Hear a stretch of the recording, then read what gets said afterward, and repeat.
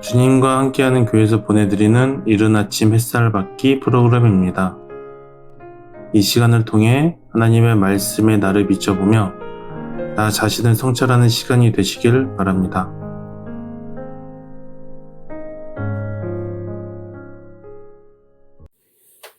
이른 아침 햇살 받기 시간입니다.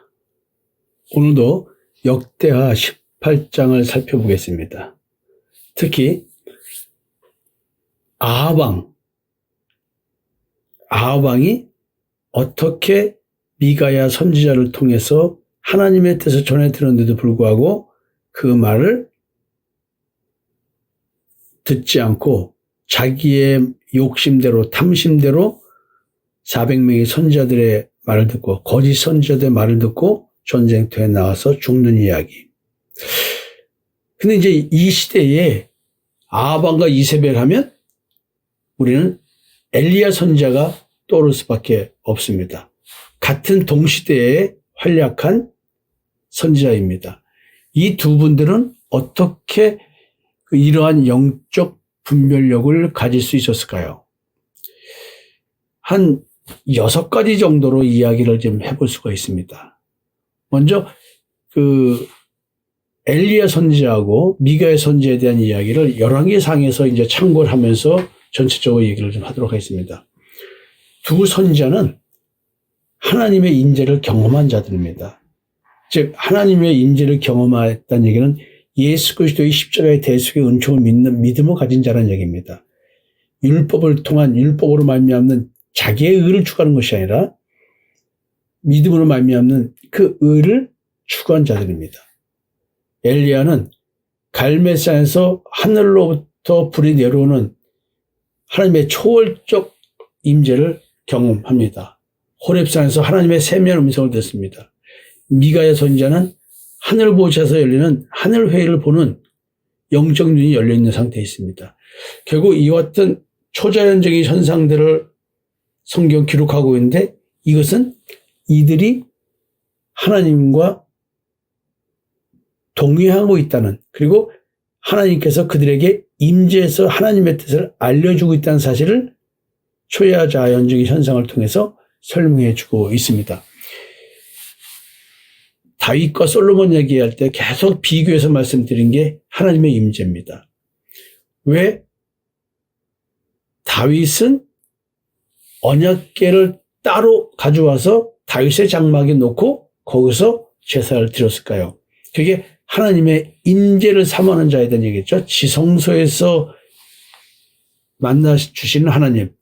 예수 그리스도는 십자가에서 죽으시면서 성소와 지성소를 가르는 휘장이 찢어졌다. 즉 하늘로 올라가셨는데 그게 지성소를 얘기했는데 그 지성소는 우리 양심을 말합니다. 자, 여러분, 그래서 이 두 선지자는 그 수많은 거짓 선지자들과 당당하게 싸울 수가 있었던 것입니다. 그리고 이 두 선지자는 오직 사람 앞에 서서 사람의 말에 순종하는 것이 아니라 하나님의 말씀을 기준으로 얘기합니다. 엘리야 선지자도 주의 말씀대로 하겠다고 선언을 하고 미가야 선지자도 여호와께서 말씀하시는 것만 내가 말하리라고 얘기합니다. 그러나 400명의 선지자들, 거짓 선지자들, 이들은 다 주변 사람들이 칭찬하는 자들입니다. 왕의 입맛에 맞게끔 하나님의 이름으로 포장해서 얘기해 주는 자들입니다. 그 당시의 분위기, 사회적 분위기, 왕이 만들어내는 집단의식, 또 종교가 만들어내는 행위적 신앙, 이런 걸로 시대정신을 이끌어가면서 그들의 또 탐욕을, 그들의 배를 채우고 있는 거짓 선지자들이었습니다. 그리고 이들은 하나님께 약해야 되는데 정치적 압력에 약했던 사람들입니다. 결국 미가야와 엘리야 선지자는 그들이 어떻게 하나님 앞에 서서 하나님의 뜻을 볼 수 있었냐는, 그들은 하나님 중심의 말씀 중심으로만 사람들과 대했다는 것입니다. 하나님과 자기의 관계가 더 우선인 사람들입니다. 그 다음에 또 결국 아합과 이세벨은 욕망과 탐욕의 대표적인 인물들입니다. 왜냐하면 이세벨은 바알을 완전히 그 북이스라엘에 섬기도록 만든 음료로서 등장하기 때문에 그렇습니다. 하나님께서 아합을 심판할 때도 아합 왕의 욕망 때문이었습니다. 그 길르앗 라못을 차지하고자 하는 그 욕망, 거기에 합세한 여호사밧 왕, 그래서 책망받는 거죠. 엘리야와 미가 선지자는 사실은 이런 욕망들을 지적했겠죠. 본인들은 이런 육체 함께 탐시가 정욕을 십자가에 못 박은 자로서, 옛사람은 십자가에 못 박은 자로서 이 욕망이 없는 자들입니다. 엘리야는 개인의 성공이나 또 안정적인 삶이라든가 자기가 하나님의 사람이라고 하는 그 선지자로서의 명예에 전혀 관심이 없었습니다. 광야에서 까마귀의 공급만 받아도 만족해했고 오직 하나님의 뜻만 세우기 위해서 살아간 자죠. 미가의 선지자도 왕의 미움받는 걸 알면서도, 감옥 갈 것을 알면서도 본인도 개인적 이득이나 뭐 안전이나 평판 뭐 이런 게 아니라 오직 하나님의 말씀을 전하는 데만 관심이 있었습니다. 두 선지자를 보면 정말로 이들은 십자가에 옛사람을 죽였고 육체 함께 탐심과 정욕을 못 박은 자들이겠구나라는 것을 느낄 수가 있습니다. 이미 말씀드렸지만 거짓 영은 항상 내 욕망을 하나님의 이름으로 포장해서 탐심을 이루도록 역사하기 때문에 그렇습니다. 그러나 엘리야와 미가의 선지자들은 다른 거짓 선지자들과 달랐던 이유는 십자가에 죽은 자이기 때문에 그렇습니다. 그리고 이게 참 어려운 얘기인데요. 두 선지자는 굉장히 교제할 선지자가 없을 정도로 외로웠을 것 같습니다. 지금으로 말하면 나 홀로 목회해요. 누군가 같이 말씀을 나눠도 한계가 있는, 다 하나님을 위하여, 주님을 위하여, 성령에 따라 뭐 이렇게 말하지만 자기 탐심대로 움직인다면 그건 아니잖아요. 그러니까 결국 십자가의 대속의 은총을 믿는 믿음의 의를 진짜로 갖고 있는 목사라면 그렇지 않은 자들과 관계를 맺고 산다 할지라도 진정한 말씀 교제 속에서 나오는 연합은 잘 느낄 수가 없을 것입니다. 따라서 고독했을 것입니다. 여러 사람들의 그런 신앙 체계를 따라간 것이 아니라 오직 하나님의 편에 서는 고독을 두려워하지 않는 믿음을 선택했습니다. 엘리야도 나만 홀로 남았나이다라고 얘기했고요. 미가의 선지자는 그런 직접적인 고백은 안 했다 할지라도 400명의 선지자와 1대 400으로 니들은 틀렸어, 내가 봤어 딱 말하면서 그 홀로 서기를 했습니다.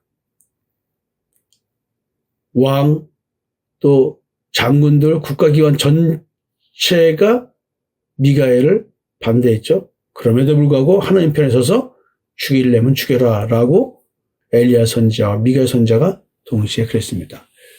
고독을 두려워하지 않았습니다. 진리 수호를 위한 고독을 두려워하지 않았습니다. 그 다음에 두 선지자는 권력과 거리를 두었습니다. 타락한 권력에 동조하지 않았습니다. 아합과 이세벨은 예배를 정치화했습니다. 종교를 권력도구로 삼았고요. 선지자들을 자기 밑에 두고 통제하려고 했습니다. 근데 엘리야와 미가야 선지자는 권력과 타협을 하지 않았습니다. 도리어 엘리야 선지자는 왕 앞에서 꾸짖고 아합 왕이 이스라엘을 괴롭힌 자라고 엘리야를 얘기하니까 거꾸로 말합니다. 이스라엘을 괴롭게 하는 자는 왕인이라고 도리어 대놓고 말합니다. 미가야 선지자 왕에게 왕 앞에서 면제해서 왕이 존재해서 죽을 것이라고 직접 말합니다. 이야, 두 선지자 이런 깡다고. 여러분, 이게 참 현실에서 이렇게 사는 것은 쉬운 건 아닙니다. 저는 뭐 이런 식의 훌륭한 목사가 아니기 때문에 조그만 작은 교회 50명도 안 되는 성도들과 함께 신앙생활을 하고 있지만 똑같습니다. 크던 작던 본질은. 그래서 참 자기 탐심이 없어야 하나님의 말씀을 올바로 전할 수 있을 것 같습니다. 그리고 두 선지자는 하나님이 나라를 다스린다는 확고한 신앙이 있었고요. 그래서 그들은 하나님의 주권을 절대적으로 믿은 자입니다. 비와 가뭄을 자기 말로 닫고 여는 권위를 부여받았습니다. 바알이 아니라 참 하나님 여호와께서 자연을 통해서 역사하시고 또 자연을 주관하고 계신 것조차도 믿었던, 그리고 미가 선지자도 아합의 전쟁이 하나님의 보좌에서 결정되는 것을 바라보고 하나님의 말씀대로 됐고라는 확고한 믿음을 가지고 자기의 주관적인 환상으로 끝나는 것이 아니라 그것이 이루어진다는 믿음 속에서 과감하게 선포를 합니다. 그대로 이루어집니다. 하나님의 주권을 믿으면 거짓 영이 와서 내 속에서 속삭일 때 절대 따라가지 않습니다. 내 양은 내 음성을 듣고 주님의 말씀처럼 우리의 목자인 그리스도의 음성을 듣고 따라가게 되지, 다른 목자 와서 어떤 가문이 서로 속인다 할지라도 넘어가지 않는다는 것이죠. 그래서 두 선지자가 이런 영적 분별력을 가질 수 있었던 것은 이미 존재 자체가 거짓 선지자와는 달랐기 때문에 그렇습니다. 자, 그러면 우리가 이제 이런 내용을 배경으로 해서 그러면 이 시대에 우리는 어떻게 영적 분별력을 가지고 신앙생활을 해야 되는 것인가 한번 생각을 해봐야 될 것 같습니다. 내일 뵙겠습니다. 감사합니다.